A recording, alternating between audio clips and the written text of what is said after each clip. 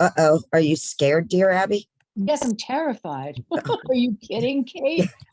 I'm terrified. Oh, Oh, did you go away? You went away. Oh, no, I did not. oh, you're coming up here. Okay, good. That's So good. I will see you that weekend. Yes. Yay. That'll be great. Goody. That's the Now I weekend. see everybody. Oh, wait. Am I? Shit. Georgetta, where did you go? Jim, for some reason, it is not showing me. Hey, Abby, how are you? How are you? I'm really good. It's Oh, pretty good. here. Have you had a good day? What? Have you been having a good day? Yes, I have. Yes.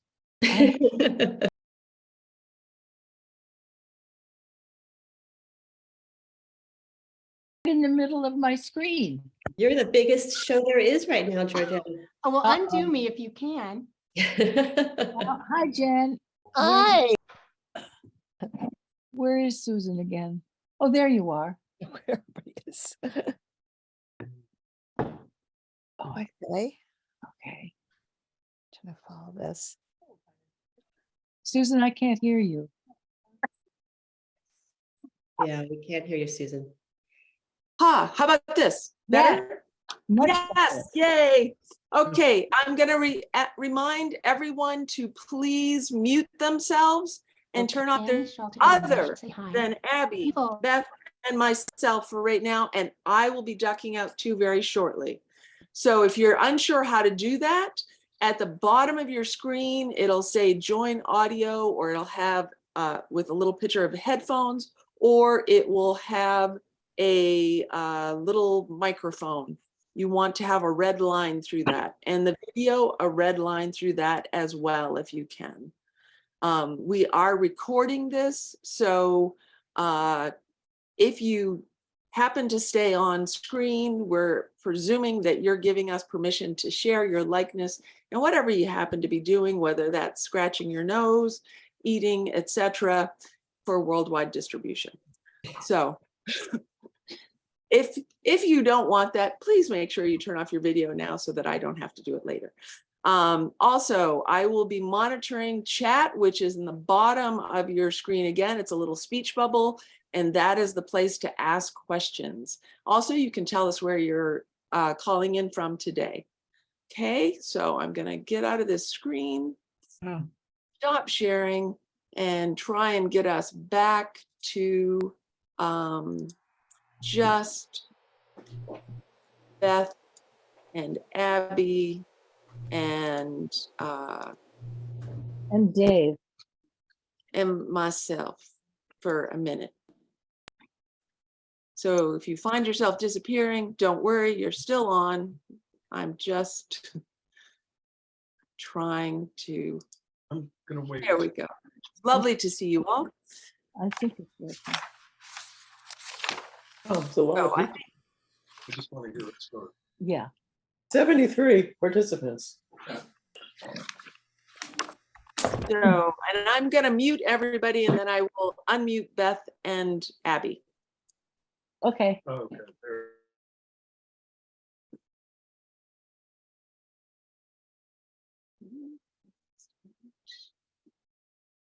So you can unmute yourselves now, Abby and Beth.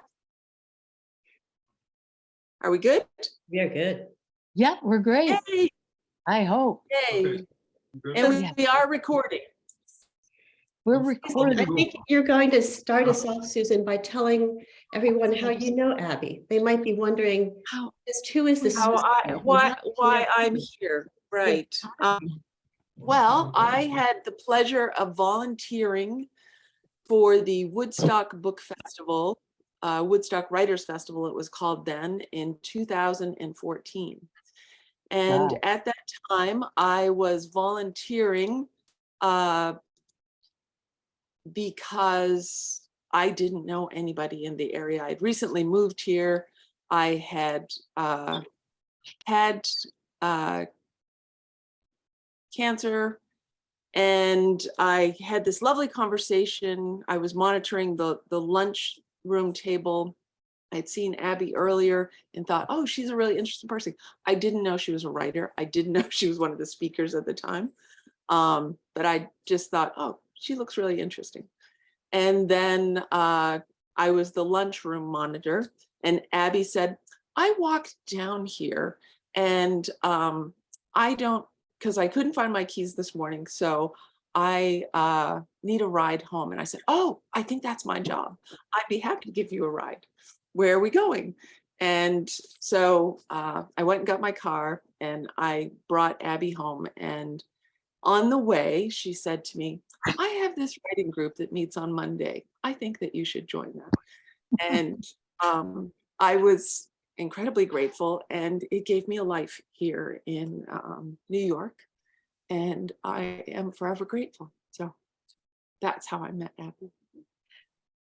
Susan clearly loves Abby, as does everybody who gets the chance to meet her or gets the chance or makes the time to read her books. And I met Abby at Hippocamp several years ago, but it was at a joint small art show in Woodstock that my husband and I organized for Abby and her clay faces and others who Abby loved. And Susan was an artist exhibiting there. So we met Susan then, and it's been a wonderful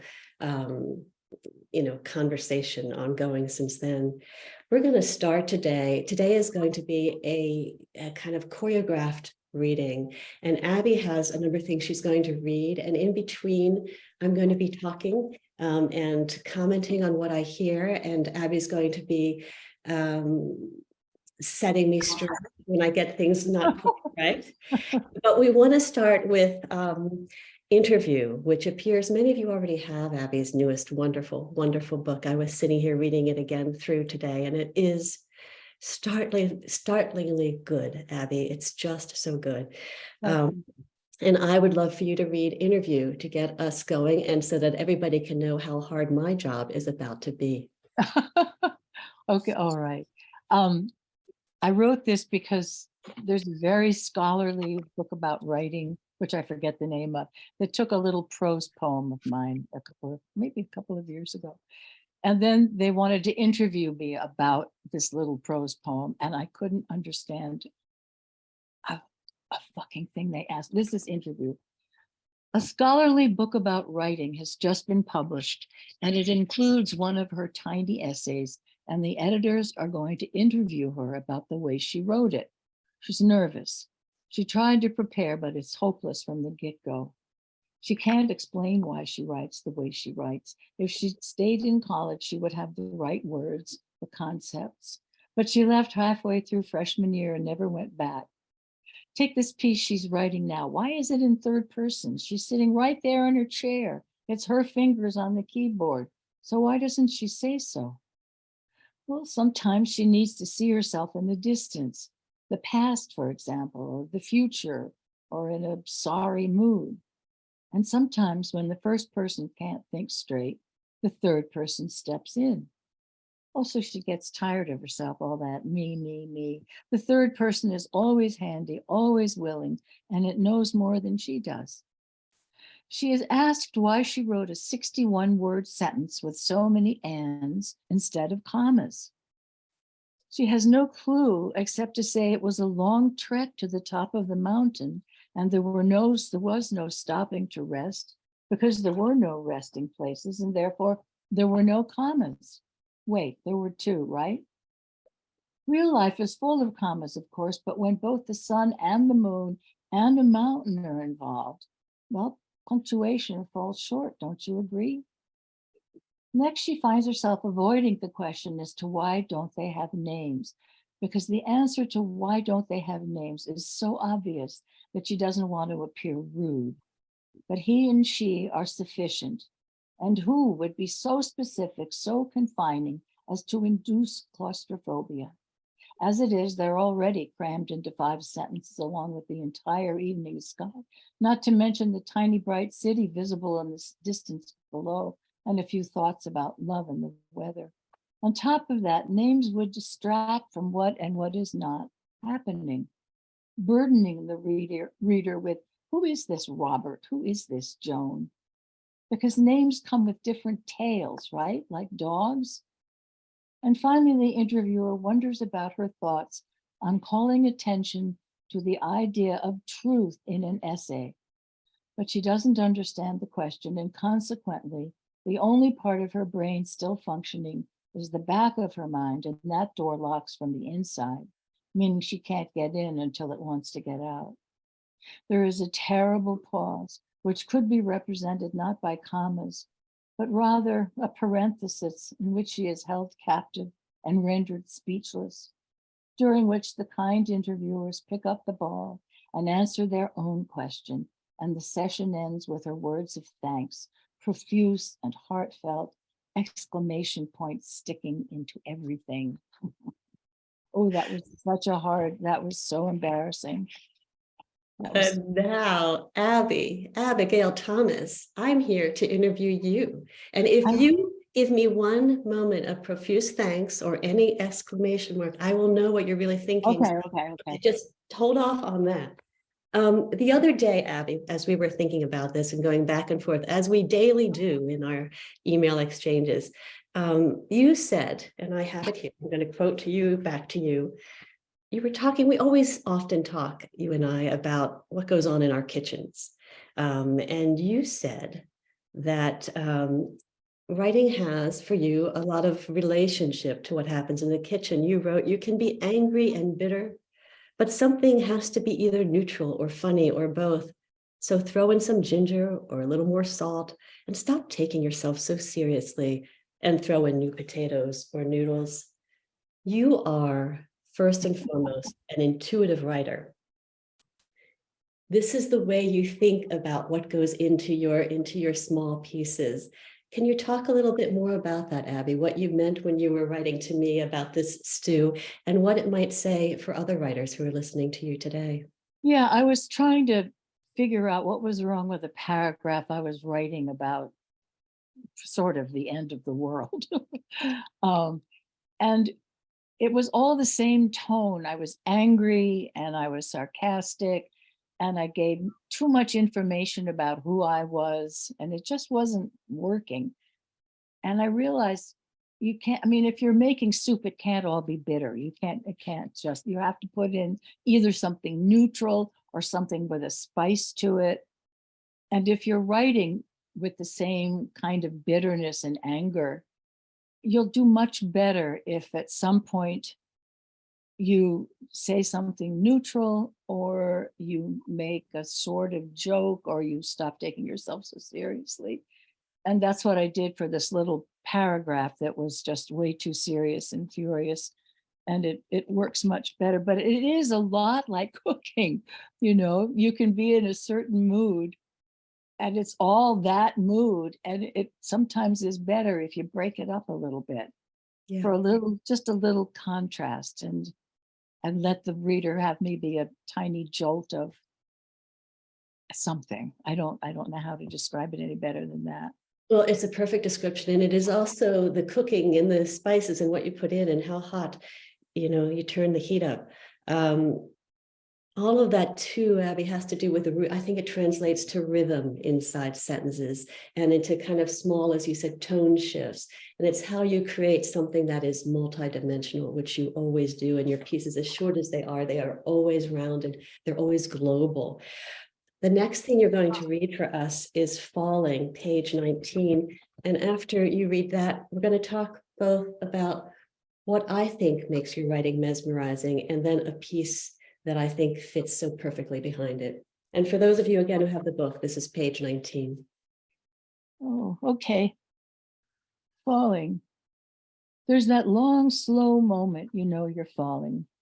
A split second of curiosity and excitement, what's going to happen, followed, alas, by landing. One morning 10 years ago, I tripped over a shoe, racing for the door to let the dogs out before Daphne peed the rug again. I hurt my knee and 3 toes and lay on my back, howling in irritation and surprise and disappointment. I have forgotten millions of important things, but this I remember distinctly. So silly, 1 foot in the air, foolish and hurting. That interminable winter was the first time I'd been afraid of falling.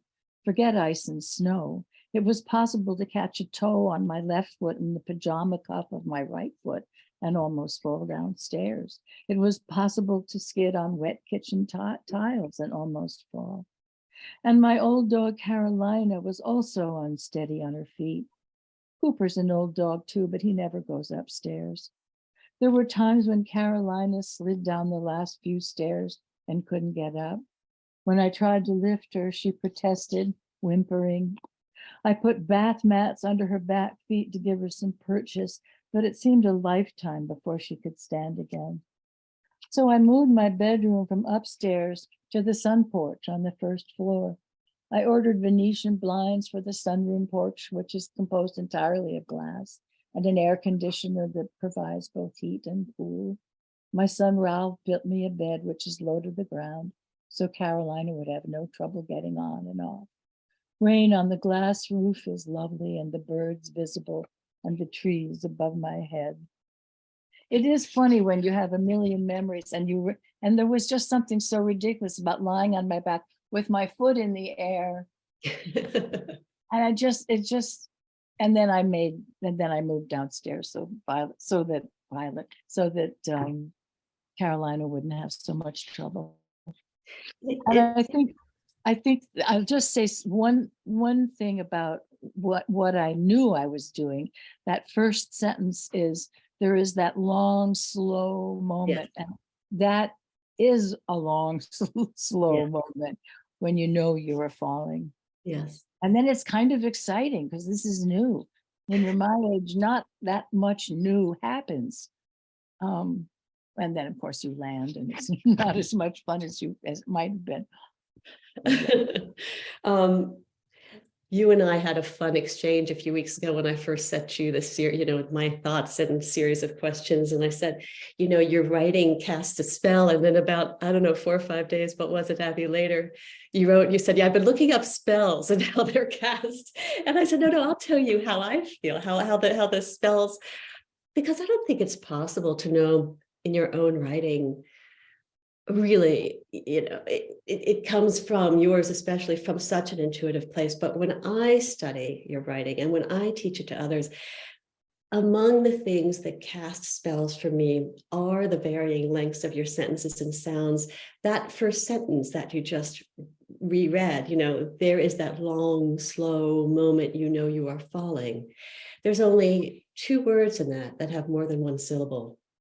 And we are all slowed down. We are all falling. You keep us suspended. And that is a kind of spell that has been cast. And then you move time forward.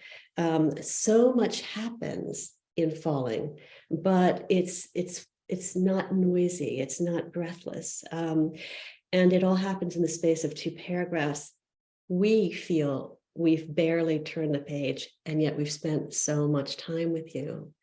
And so the beauty, the chiseled quality of what you make jewel-like, piece by piece. But one of the things that I absolutely adore about you and teach to whoever will listen, and they always listen, Abigail Thomas, when I say your name, is what did you put next? What came before that piece? What came after that piece? And although I don't think it's an actual word, just like, I think about supposers in Memoir, I think about juxtaposers. And I would like to first say what I think the art of your juxtaposition is, and then have you read the piece that follows so that people can see exactly some of what you're doing. I think that one of the things that makes you such a strong juxtaposer is that you have this intuitive sense for the tone and mood of your pieces, the relative intensities of color, shadow, and light. Equally, you have an intuitive ear for thematic rhyme. You've got birds throughout your book, bugs, that gorgeous wisteria that begins to create almost this fantasy of it going to wrap around your house. But you don't just say to yourself, I'm going to put all the birds in one place, and I'm going to put all of dread in another place, and all my drives downtown in another place. You have a sense for how to open and close. And that brings me to this last thing that I'll say about your juxtaposition, your gift for last lines, and we're going to get into that a little later, and for first lines that are both beguilingly open-ended and exceedingly precise. So there's a lot more that you do. There are a lot of other examples. I mean, every page, page next to page does that in this book. But if you would read to us Two Broken Wrists on page 21, and I think, those who are listening will see, oh my gosh, what did she just do? Yeah, I'm trying to learn what I'm doing. You're so good at this. Two Broken Wrists, 2015. I was excited by the new gauzy red curtains, bored stiff by the dreary stuff that had hung in my living room for years. Getting up on the chair to hang them was easy. Getting off was even easier. I fell. It was such a short trip to the floor that I had no time to worry. I heard two tiny, distinct snaps as I landed, the sound of wrist bones breaking. It hurt like hell. I lay my hand on a pillow and carried it as carefully as a tray full of brimming martinis. I called Chuck and he drove me to the emergency room. My cast, the pain, the inability to perform any daily task were all humbling. I couldn't hold a cup of coffee. Still, it was a brand new experience, and new experiences were hard to come by. I was 74 that year, and I was oddly grateful. Oscar! But without my right hand, I also couldn't think. Thoughts made a beeline down my right arm to the hand I wrote with, and that was now a dead end. I imagined the inside of my head as an infirmary. My thoughts were pale and thin. They lay in rows of little cots fingering the bedclothes. Some were coughing. No thought spoke to any other, so I had nothing to write about, even if I could have. Then 2 weeks after my cast came off, my other wrist broke. Chuck and I were waiting in line for a movie. I leaned against a bookstore door, which opened unexpectedly, and I fell. I knew instantly the other wrist was broken. The next morning, I called my friend Paul, who drove me for the x-rays, which showed two bones broken, and I received another cast. I'm more fragile than I give myself credit for. I keep forgetting. When I got home, I found a bird in my bedroom, a bird the size of a tiny teacup fluttering about. Its presence was almost more alarming than the fact that I'd broken both wrists inside of a month, something I found almost funny. I'd no idea how it got in, but one of my bedroom doors opens on the yard. I got it unlocked and then closed the other door, which leads to the rest of my house. I peeked in after a few minutes, and the little thing was standing on the edge of my bed, 2 feet from freedom. I tiptoed away, made a cup of coffee, which I could now hold, and when I returned, the bird was gone. I had never felt quite that mortal, but it's a beautiful word, mortal, rhyming with portal, which sounds optimistic. And really, who wants to live forever? How tedious life would become. Mortality keeps life interesting, and right now, right this minute, at 79, that's all I ask. Oh, It does. Where would we be if we were hanging around? God, forever, anyway. there's so much roundedness in that, Abby. And I love hearing you read these pieces that I've now read a couple of times each. It just gives me even more of a surge for what you're doing. And here, between falling and broken wrists, I wrote to you, and I'm reading what I wrote to you, that falling ends with something lovely, calm, a bird beyond glass. And two broken wrists begins with excitement, the color red. Broken wrists then opens into larger territory, a bigger map gets drawn. There's more of the world that you see. The innocent, lovely bird beyond the glass in falling transmutes into a bird inside your bedroom in broken wrists. And now immortal is rhyming with portal. You have taken us on a spiritual, imagistically cohesive journey. And this is not just because each individual sentence is so lovely or the shaping of each piece is so lovely, but it's because of what you decide to put next to each other. This is not none of safekeeping, none of your, these memoir and pieces, as I call them, are ever chronological, and we always get the joy of your multiple pronoun uses. Anybody who has the book, just read it for this lesson that Abby teaches better than anybody on juxtaposition. I found in one that there's many. One that you might want to look at out there is what happens on page 42. I have told you this before. Have I told you this before? And on page 43. And then Abby, earlier today, you wrote to me about a juxtaposition that was of interest to you, and maybe you'd like to talk about that. I can't really talk about it, but it felt as though I liked that the second piece followed the first piece. I don't know how to talk about it. I don't know how to talk about it. I'm trying to decide. I think I'll read what you chose. Okay. Okay, sure. I've did this before. Yeah. Oh dear. This when I read this again after I read it, oh my God, this is so fucking boring. Have I told you this before? We make a right onto 375, pointing to a scraggly pine on the left that dominates our first side of the mountain. I'm apt to say, that's Jennifer's favorite view. Passing the new sunflower market, I remark that I still can't find anything and hate shopping horizontally. When we drive by the mid-century modern shop on Tinker Street, there is the best stuff in there, I'll say. And Tony is great. I love him. I bought that crazy lamp for him. I pause, correcting myself, all those crazy lamps. We drive past the lovely meadow where I often see deer. Watch out here, I say, they come out of nowhere. Then we drive past Sunfrost. God, how I love their whitefish salad, I say. We pull into my driveway.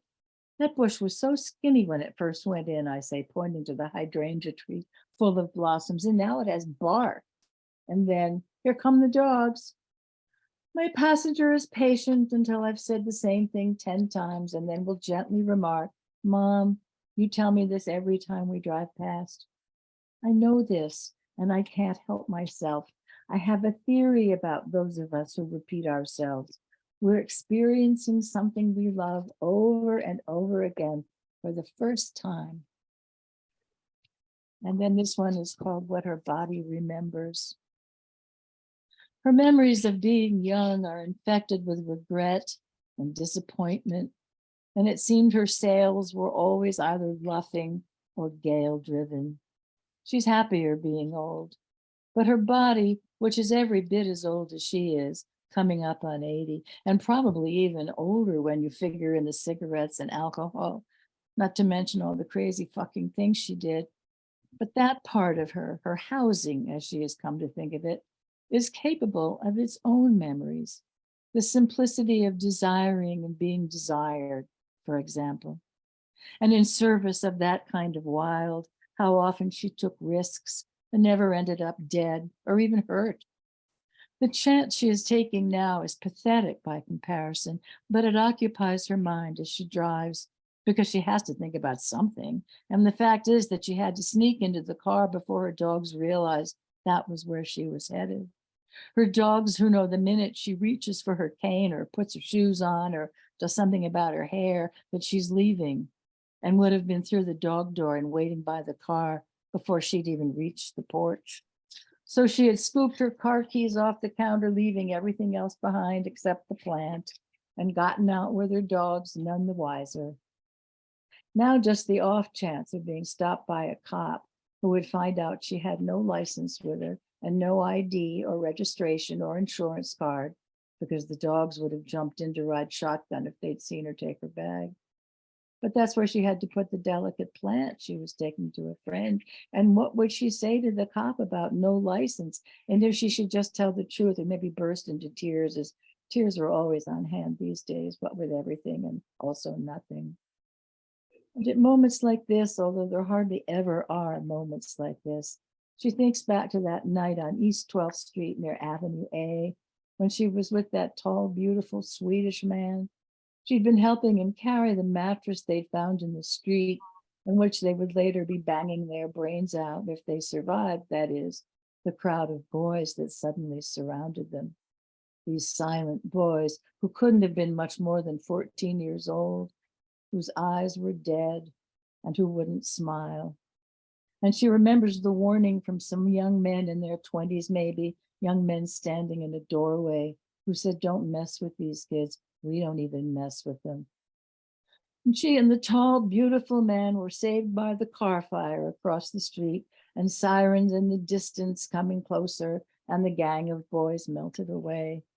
For the first time now, she wonders how many of them are still alive.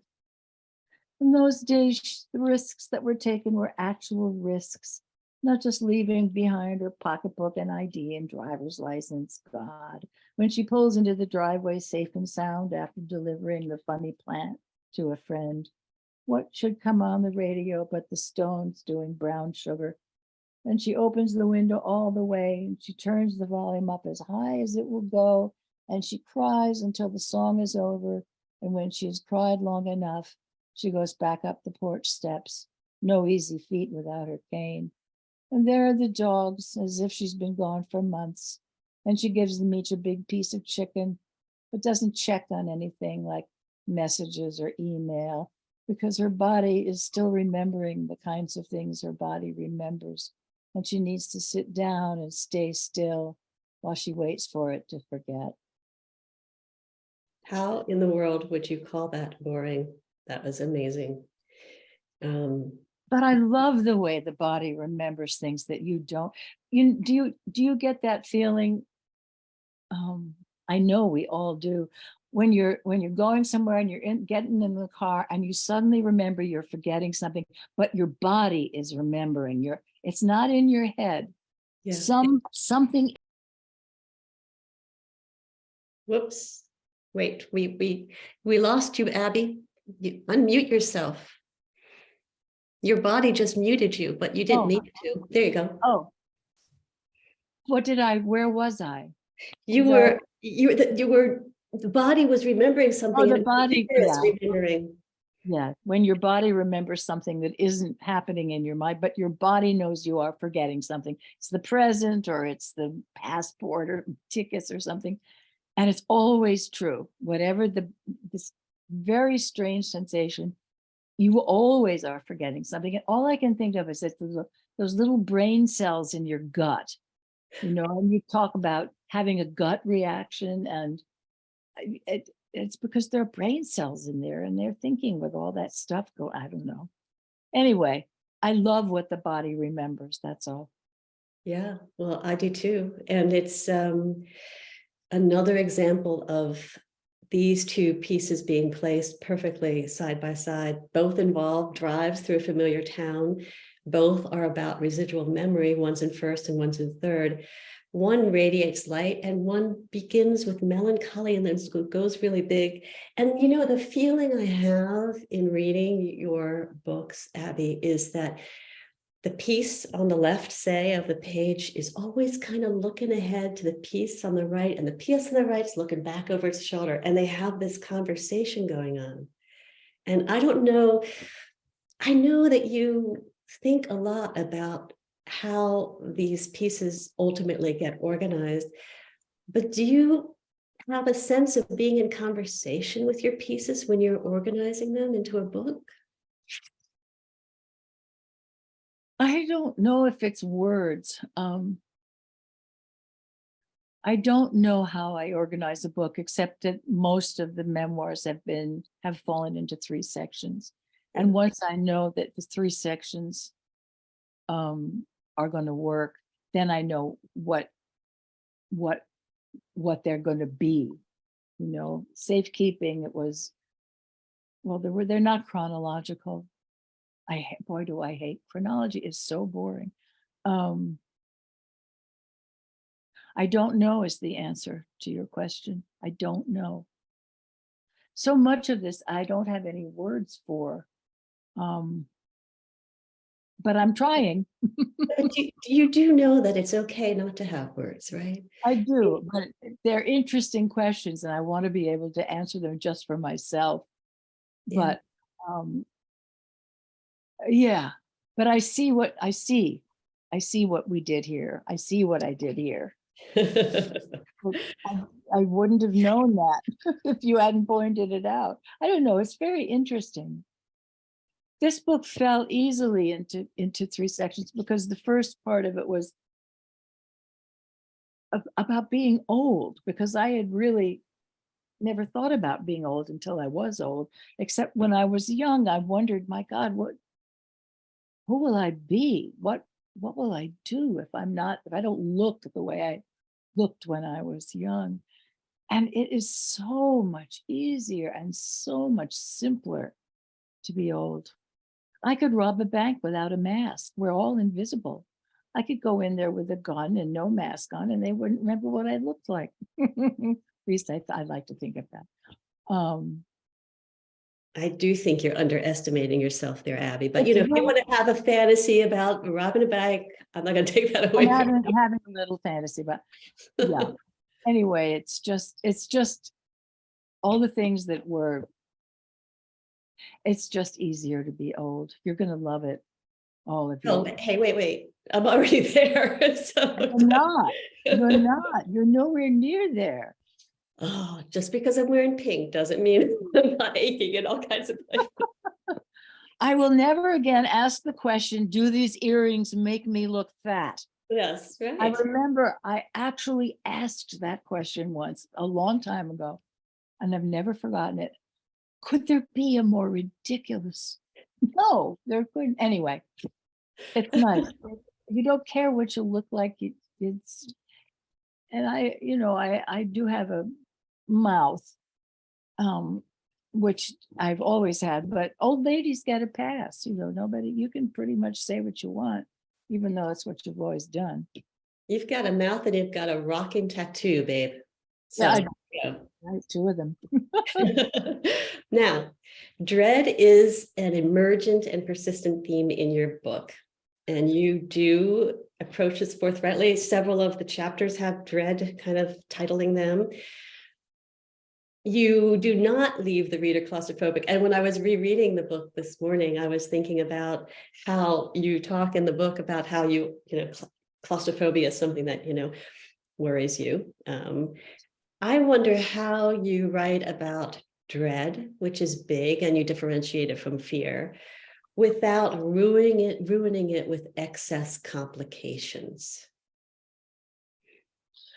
I just wrote about, I hadn't felt that feeling in, oh God, 40 years. And I was sleeping upstairs for the first time, and I don't remember why. And there was nobody else here but me and the dogs. And I suddenly was so aware of the downstairs being so empty.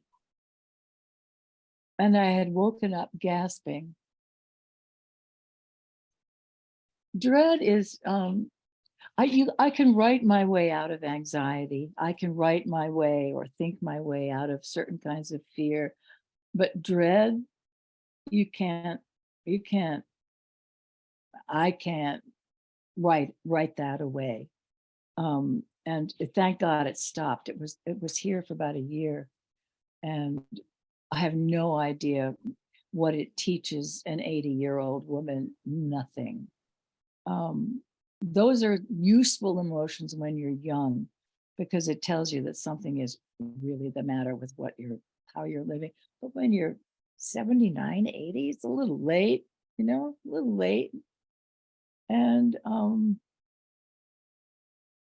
the only things were the wonderful night when I was having existential dread and Daphne was in my lap and she began to fart, and it was a fight between existential dread and the farting dog, and the farting dog won. And it just disappeared. It was just so funny. And then writing something that would be, to which the dread would be a soundtrack, was interesting to do. But I think everybody who gets it, I think it must be the same for everybody. And I looked it up, and its original meaning was counting numbers. And I couldn't even make a joke out of that until my friend Paula said, well, Oh, and then I thought, okay, there's a big wave in the ocean there. All four of my kids and some grandchildren. The big wave has broken. How many faces do I see now? One, two. So I began to see where it came from, but it's still one of, it's just. Does anybody here get these feelings too? If Dread? I'm sure that they do, and they might want to answer that in the chat room, I'm sure. I mean, you're talking to the queen of anxiety over here, so I get But it. anxiety is different because anxiety is like a terrible scratch down your whole body, but dread takes over. Dread takes over your whole everything. And you just, and I fucking hate it. Hope it never comes back. Anxiety, I don't like anxiety either, but you can name it. You can usually pull anxiety apart so that it's got three things and then it's finite. But dread is anyway, what were you going to say? No, I'm thinking about this because in my mind, you can take extreme anxiety all the way to its most extreme, and standing right there to greet it is dread. You know what I mean? Like they're neighboring, they live in the same neighborhood. But Oh, they're cousins, I think. yeah. But dread is older. You're I thought of this book as it's interesting, because dread is as much a character in the book as the bugs are. Your beloved stink bug, don't love the fly so much. But there are, anybody who has an Abigail Thomas library has also a sense of being within your peopled world. You get to know your father and your mother and your sisters and your children, your grandchildren, and your very dear friend named Chuck. And in this book, you never label Chuck. You never try to explain him, just as, the interview people were trying to get to name people, explain people. But I felt him, what I mean by, you don't say Chuck, my agent. I felt him as a resolute presence. And one of the things about this book, Abby, is that it was written in days when Chuck was no longer here to read it and to help you just think about it or enjoy writing it with him. And it's a delicate art to gesture toward another on the page, but not to feel like you have to put them in some sort of biographical contextual box. And you do it gloriously. You've built his character without unveiling his biography. And I think that's honorable. And before you read White Noise, which is on page 13, I wondered if there's anything more you'd like to say about that.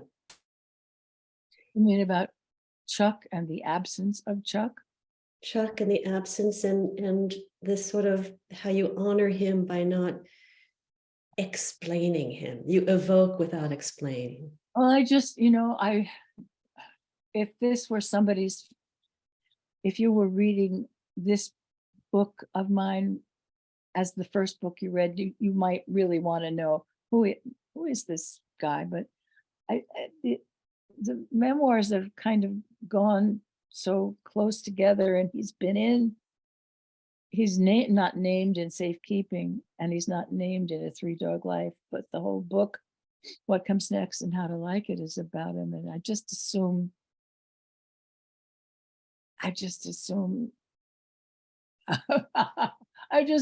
you know him already, and if not, it's all right. I just wasn't gonna go I was not gonna repeat myself. But I didn't like this book for a long time because it was the first book I wrote without Chuck saying, yeah, this is good, or this needs a little something.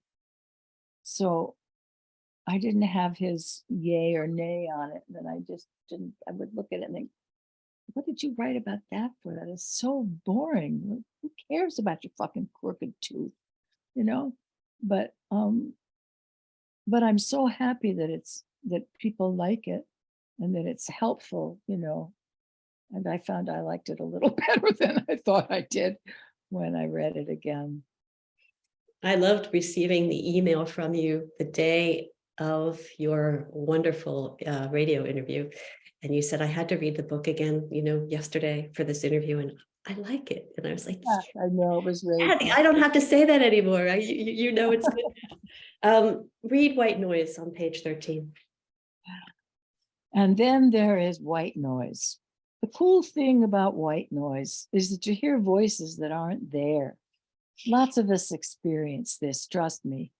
We can't distinguish the words, but we hear the inflections of people talking and running water, coffee percolating, air conditioners, ocean waves. There are explanations having to do with the brain tries to make connections out of everything. Think seeing faces and leaves, shapes and clouds. I don't understand the science, although it's reassuring not to be bonkers. I like to think the ghosts of conversations are hanging in the corners of my old house, like cobwebs, and my fan blows them loose. That was nice that you thought of, Chuck. I didn't see there was any other way to read that, Abby. Yeah, that was nice that you knew that. Yeah. We are 2 questions away, 1 reading away from everybody out there wanting to ask their own questions. And one thing that you will accept from me when I praise you on this is the genius of your last lines, and how you let a gesture or a telling detail do the big work to say the big things. It's pretty hard not to find a really terrific last line by you. And I thought that maybe you could read Still Life at page 170 and then ruminate a little bit on those last lines. I mean, so many people I know, Abby, would love to be you. They would love to write exactly like you. And there's actually no formula for that. But maybe there's a little insight you can offer about your last lines. Oh gosh, I hope so. Still life. Apples spilling out of a bowl, sunflowers in a vase, stack of heavy white plates, 5 snow globes arranged on a windowsill, each one a still life. There are even paintings of fish lying dead on a table. More than one fish, more than one painting. I stare, wondering what possessed an artist to choose dead fish as a subject. But that opens an enormous can of worms, because why does anybody decide to explore anything? I need to keep an open mind, except this isn't research. My interest barely rises to the level of a whim. It stemmed from the notion that any depiction of me these days could be called a still life, as I've been sitting in this chair for 2 years and counting. Paul reminds me there is no such thing as a still anything, and he brings up Einstein and molecules, but I can't wrap my mind around that. I feel myself becoming an inanimate object, petrifying like wood after so much time in my chair. Paul now informs me there's no such thing as time, just as there's no such thing as stillness. Molecules again. No argument here. Time is a mystery. It disappears, comes back, disappears again. All the while it's still here, or something is. You'd think it would make some sort of noise, a humming maybe, or a series of light taps when one moment ends and the next begins. No such luck. I make myself an iced coffee. Oh, well, I tell myself and look out the window. The dogs are chasing that fawn and its mother again. I love how careful they are never to catch them. But that exactly happened. And it's lovely. It was just lovely. I love how careful they are never to catch them. Yeah, but was that you looking out the window, thinking that thought and catching it on the page, or was it you really working this piece and finding those few perfect last words? No, it was me. I'm pretty sure it's what I saw. Or what I had, I don't remember now, but I either saw it while I was thinking about this or doing it. or I'd seen it before. But it was a perfect way. And I don't know why it was a perfect way to end it. I really don't. I don't know why that was such a perfect ending, but it was. It was exactly what I want, how I wanted to do it. And I have no idea why. Yeah, but you know what you're really saying, Abby, What? is that it is the way you see the world that delivers your last sentences to you. Because sure, we can all look out the window and see something not getting caught, but I love how careful they are never to Yeah. catch them. Yeah. Is a point of view, right? It's not just language, it's not just a rhythm, it's a way of seeing. Just as you imagine the wisteria is going to wrap your house at some point, it's the way you allow yourself to kind of rise up into the otherworldliness and then to come back down. Yeah. Yeah, it is. I mean, you could have looked out the window and thought, oh God, I hope they don't, oh God, I hope this is all right. But they weren't gonna catch them. They were very careful not to. And I guess you could see that different ways, but that was how I saw it. And it was just so, there was something so sweet and lovely about it. These rambunctious dogs, they don't really want to catch them. I don't know. It just felt so nice. It In- just felt so lovely. And that too, Abby, is so you. You're using the words sweet and lovely. And there's also, the tough quality to you that we love about you as well. And it's that you encompass that whole range, Abby, that makes these small pieces so big. And it's the way you layer them next to each other that makes everything so much bigger even than the parts. And you are irreplaceable. You are beloved. And you have some advice that you would like to impart before everyone else. I am going to go dark and everybody else, Susan's going to handle the questions. But you have advice for writers who are stuck. Yeah, I was thinking, Beth, thank you. No exclamation mark, right? Just thank you. Okay. You're welcome. Really, I'm so grateful to you. I just love you. I'm so glad we're friends. I am too. Hooray for that lovely night. Yeah, I've been stuck a bunch of times, and I was trying to remember how I got started again. I know one thing you can do, which sometimes is very helpful, is just to start writing. I can't do this. This is much too hard. I cannot write this book. This is ridiculous. Look at, and then list a dozen reasons why you can't write this book. And sometimes that knocks something off the shelf and you find yourself, well, when I was writing, or when I was trying to write What Comes Next and How to Like It, which is about my friendship with Chuck, and he's the one who had asked me to write it, I could not. I had lots of it written. It took me months to find a way to start. And the way I started was to say, I'm supposed to write this book, but I can't. And then I wrote about what I was doing instead, which was painting. And I wrote about how much I loved painting. That was what I was doing instead of writing, because I couldn't write. And by the time I was done with that, I had somehow distracted myself enough and had good enough time writing that the next two things I wrote were the beginning of the book that I couldn't have gotten to unless I had faced the fact that I'm hating this, I can't do it, so I'm doing this instead. And I would just give that a shot. Just write about how you can't write it and why.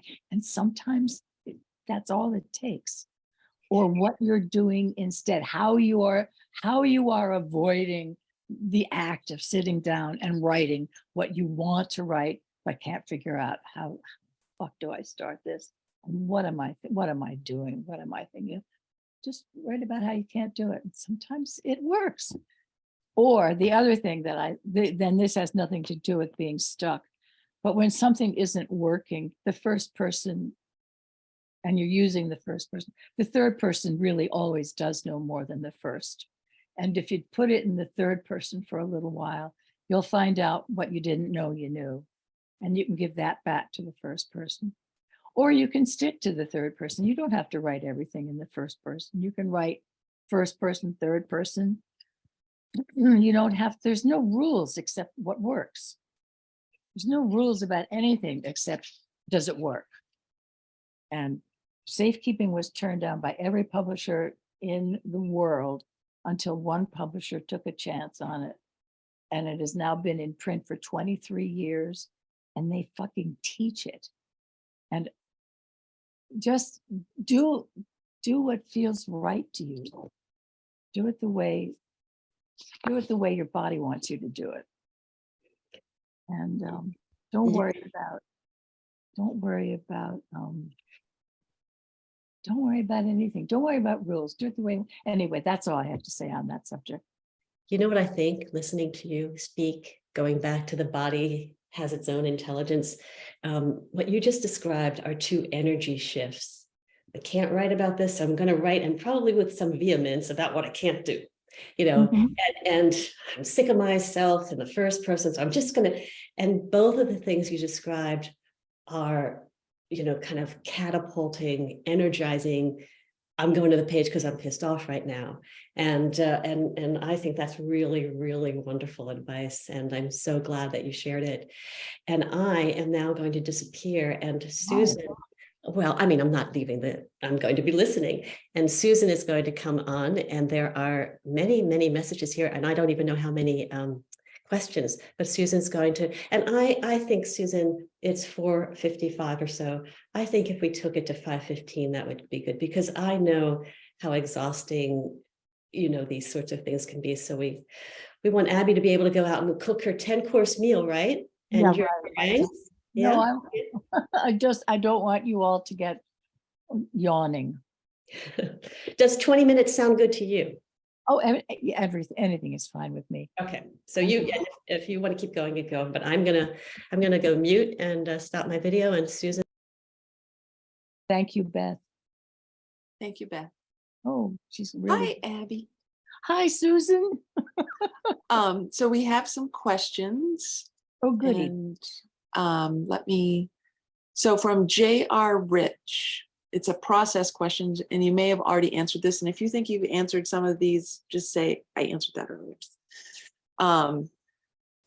Do you write daily and then at some point just decide to go through all the pieces in a way to organize a book? Or is there an idea of a theme and pieces are written with that in mind? Those are good questions. I thought so.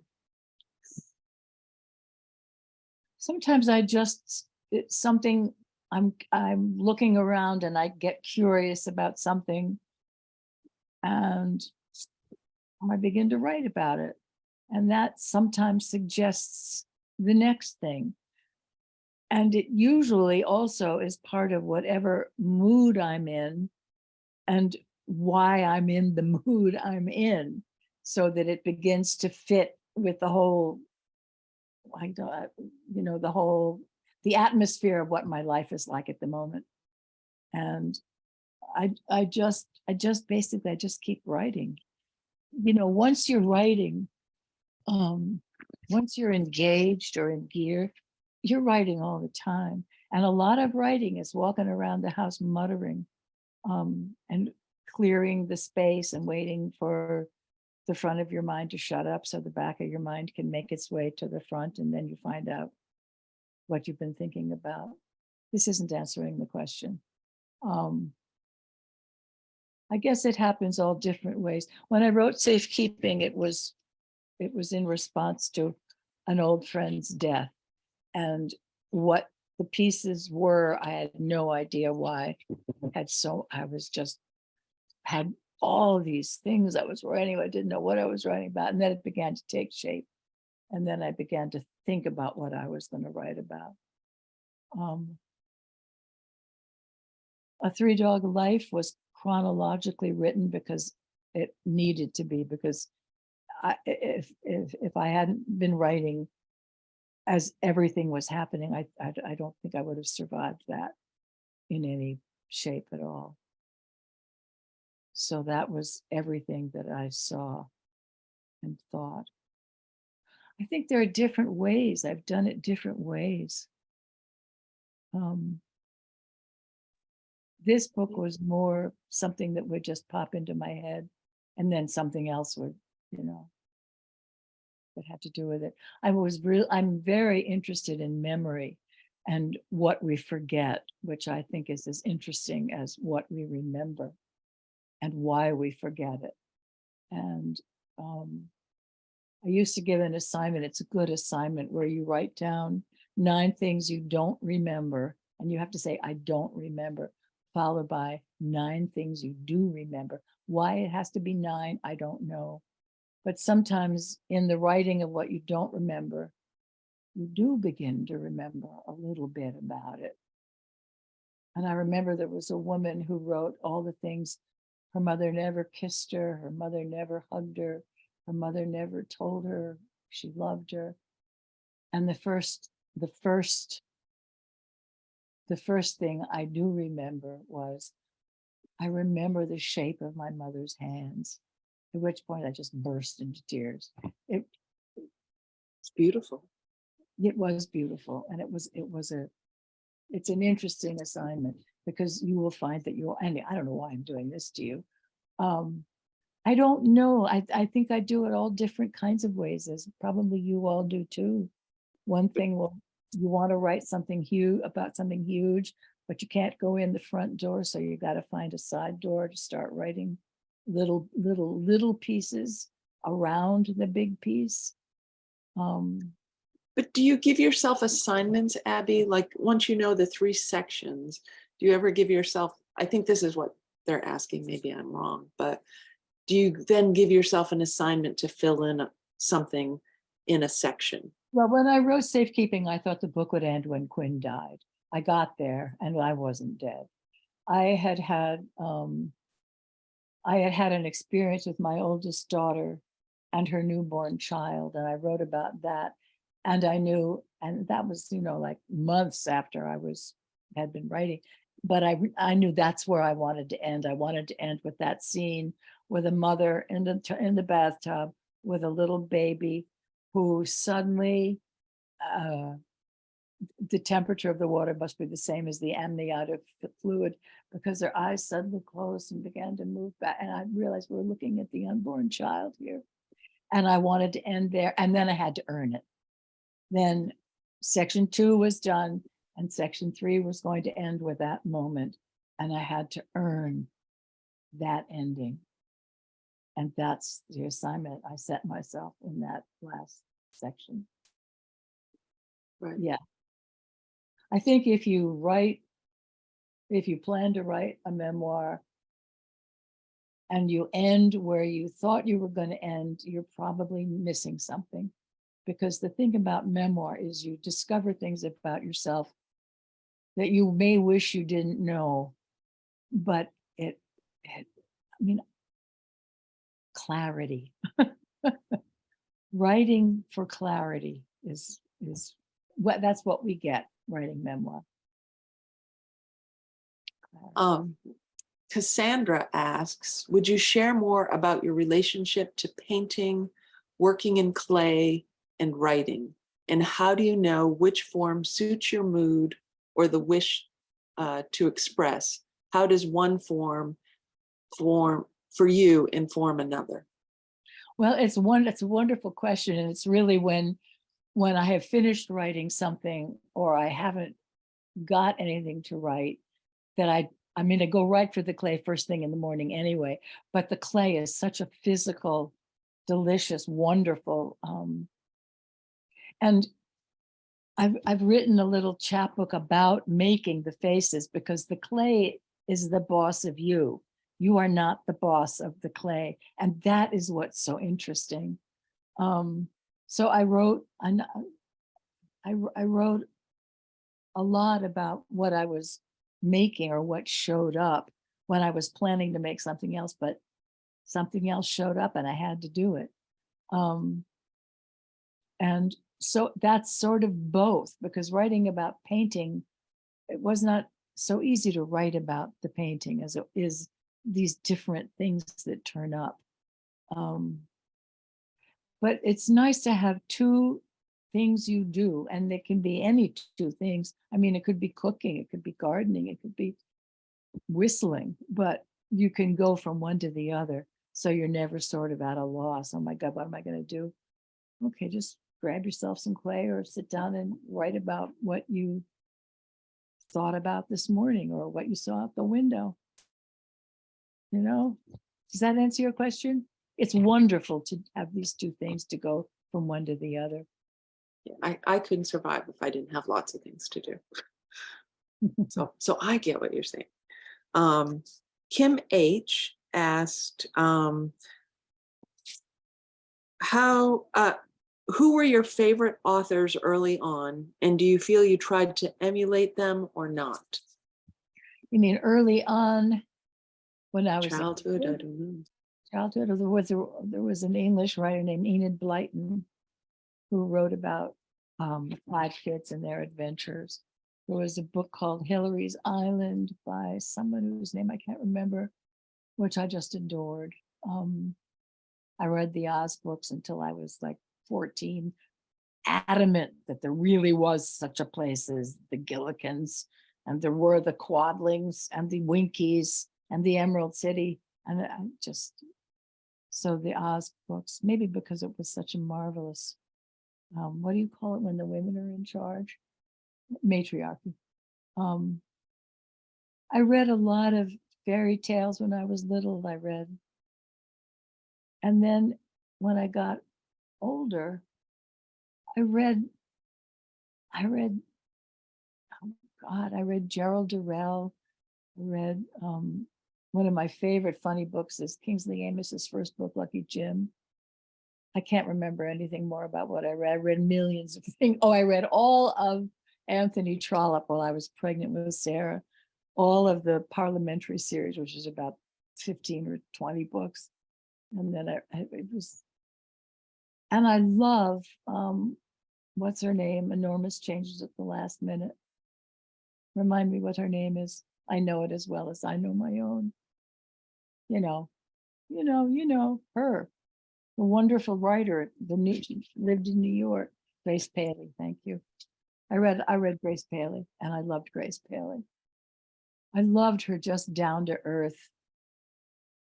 I just ordinary sentences. She was a wonderful writer. The trouble is when I'm asked a question that has a noun for an answer, I'm at a loss. So I'm trying to remember other things I read. Did you try to emulate any of those writers in your own writing?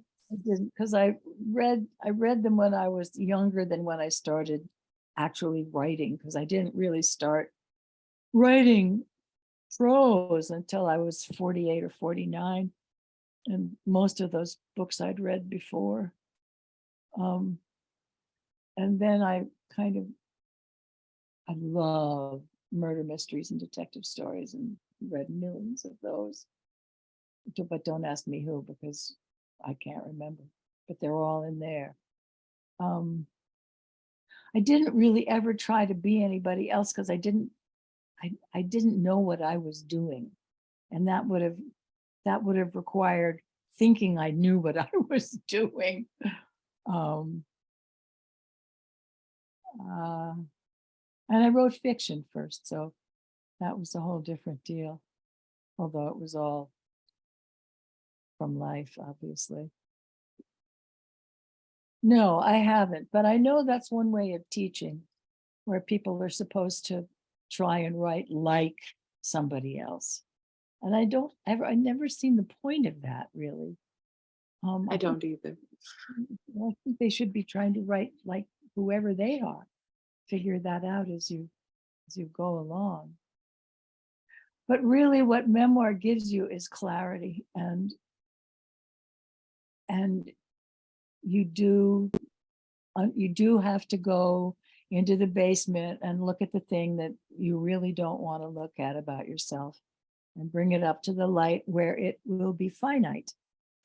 And I don't know how I'm getting onto this stuff. This is one of my hobby horses. You have to write the dark, the scary shit, because the more vulnerable you make yourself when you're writing, the stronger you become. And that's literally true.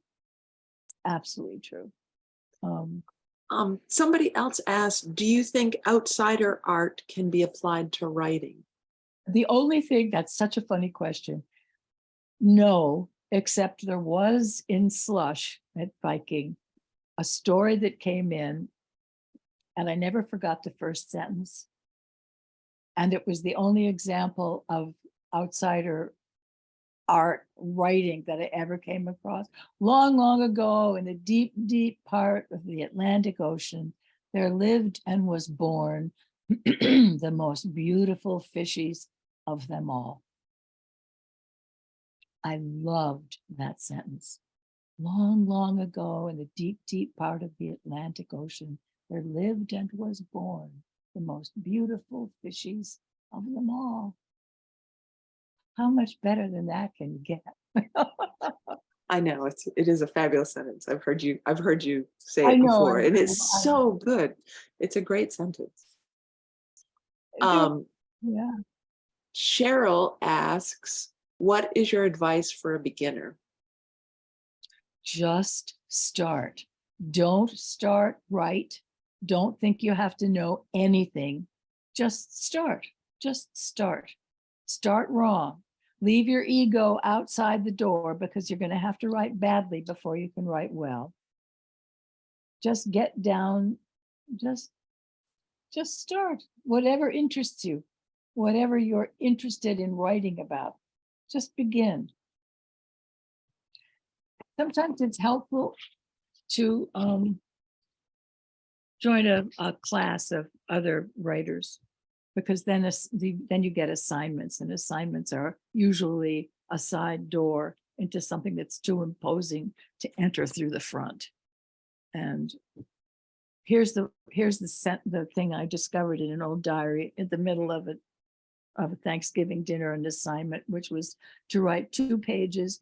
The first sentence is, "This is a lie I've told before," which I thought was the greatest assignment, but only 2 people have done it. Or you can write 2 pages, and the second sentence is, "It's not funny." And see what you do with that, something, something, something, it's not funny. Anyway. Well, and I think your 2 pages book is a great Yeah, that's help to have beside your desk if you're starting, because it gives you a chance not to start with a blank page, but a little side door to go through.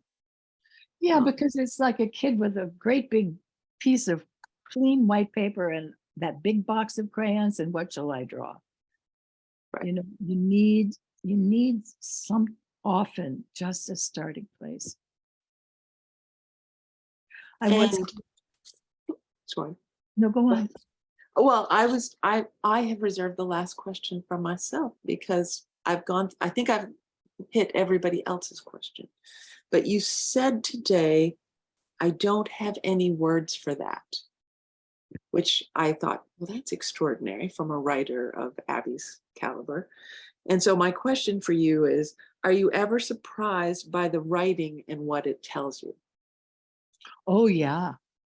Oh, yeah. You find out things that oh, yeah, I am.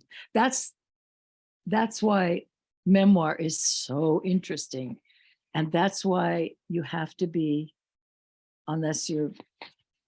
that's why you just be as honest as you can possibly be. And that's when you get surprised. And that's when the reader gets surprised. That's, it's what makes it not just a job of work, but a trip you're taking, a journey. I hate the word journey because it gets used so often, but it is. It becomes somewhere you're going, and you're going to find out things along the way that you didn't know you knew. It's really thrilling. It's just a wonderful thing to do for clarity. For clarity. Yeah. And also some things are so painful that it gives you another place to put them. You know, you write, and then it is now separate from you, and you've made something out of it. And it's no longer, it changes. It's in your body. It changes the feeling in your body when you think about it. If you write about the really hard stuff. That's beautiful, as somebody else is saying. Oh, Annie Scholl had, I missed that one, sorry. Annie had a question, Annie Scholl, who apparently interviewed you for Huffington Post. I just got to scroll back here and find it, where it went, because it was a great question. Let's see, I copied some of them over to a different. I've known Annie for years. Yeah, well, and she interviewed you for Huffington Post. Says, Abby, do you know that you're writing a book, or do you write the pieces and then say, ah, I see a theme. There's a book there. And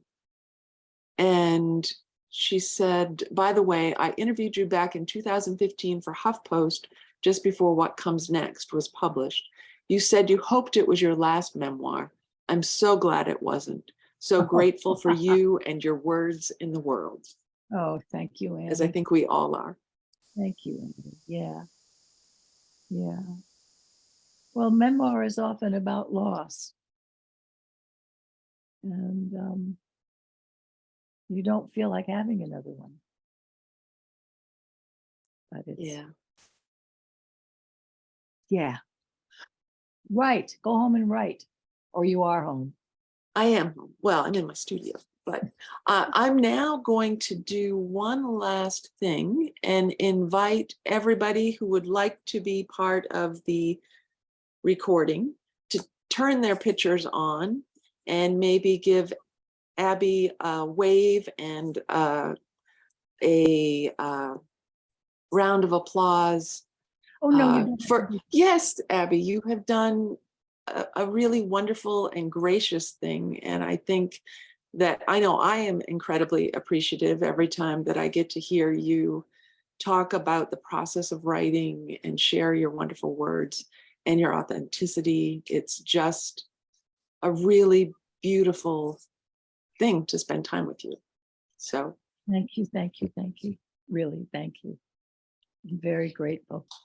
So this is how we wave or give applause when we're on mute. So Susan, I can't turn my video on for some reason. Yeah, you've disabled them. It says me too. I can't turn mine on either. Yeah. I can't turn mine on. I Yeah. don't know why you The can't. host has stopped. The host, it said that it was turned off by the host. Oh, I did turn some of you off because you were kind of like bombing into a photo by accident. Let me see if I can find you and turn you on. I can't be on.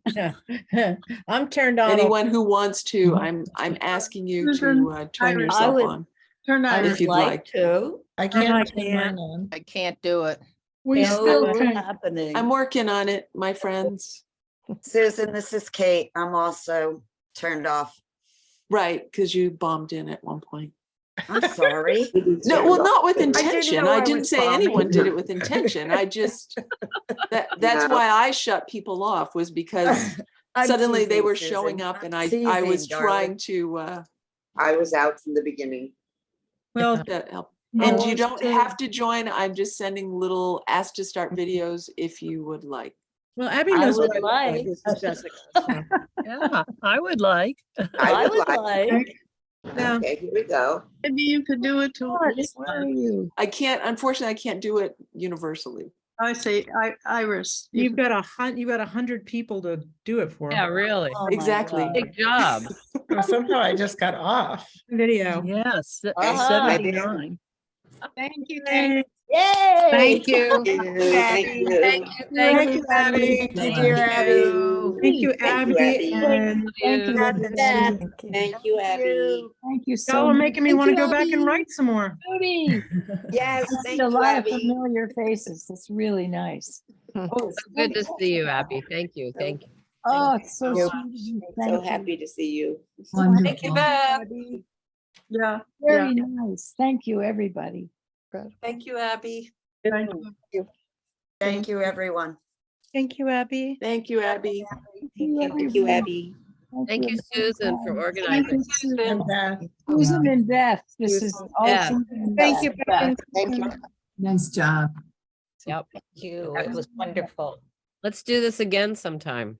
Tomorrow. Well, and please stay as part of the group on Facebook if you are part of the group on Facebook, because we will be listing any other future events that Abby has, so that you will all know about them and be invited, and future publications, etc.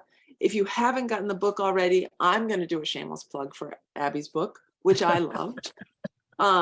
Go ask your local bookstore, your library to get it for you, and make sure that it's shared a lot.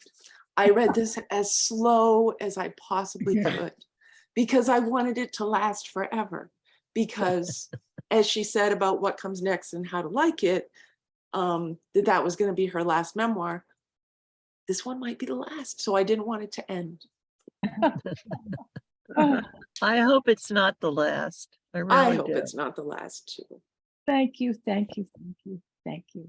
Thank you. Thank you. So everyone, thank you so much for being here and joining us today. We really appreciate it. Thank Yeah. you, Beth, for your wonderful interview. Thank you, Abby, for your generous spirit always. Thank you. And everybody. thank all of you for making this possible, to celebrate this wonderful woman who's my friend. I bought 3 bottles of hairspray that I've never bought before for today. And I got to hear all about the styling machinations of the last 3 Here's days. one of them. I got 2 more, and I've I never. would get updates. I would get updates on how the waves were moving through her Yes, hair. and your hair looks in fabulous. my hair before. And then I had to send her to calm her down. I had to send her a picture of me with my hair like out to here. And I'm like, and she's like, yeah, you win worst hair. 8 I'm like, yeah. inches of curls. Beth Kephart, 8 inches of curls. Oh my 8 inches God. of that's my new nickname, 8 inches of curls. Yep, you I won. like Okay, well, I just needed to tell you about the hairspray. Never bought hairspray in my whole life before. Okay, how about you? I've been studying. You've been studying up, Yeah. reading my crazy emails. They're not crazy emails. Here are, Because my internet connection is unstable. Can you see yourself on there now? no, here are 2 of the hairsprays I bought. I've never ever bought hairspray in my life, but there's another one. Now what did I do? And I've never paid so much attention to my hair. I got it in my whole fucking life. Look at all these nice women. Why has the host disabled my video?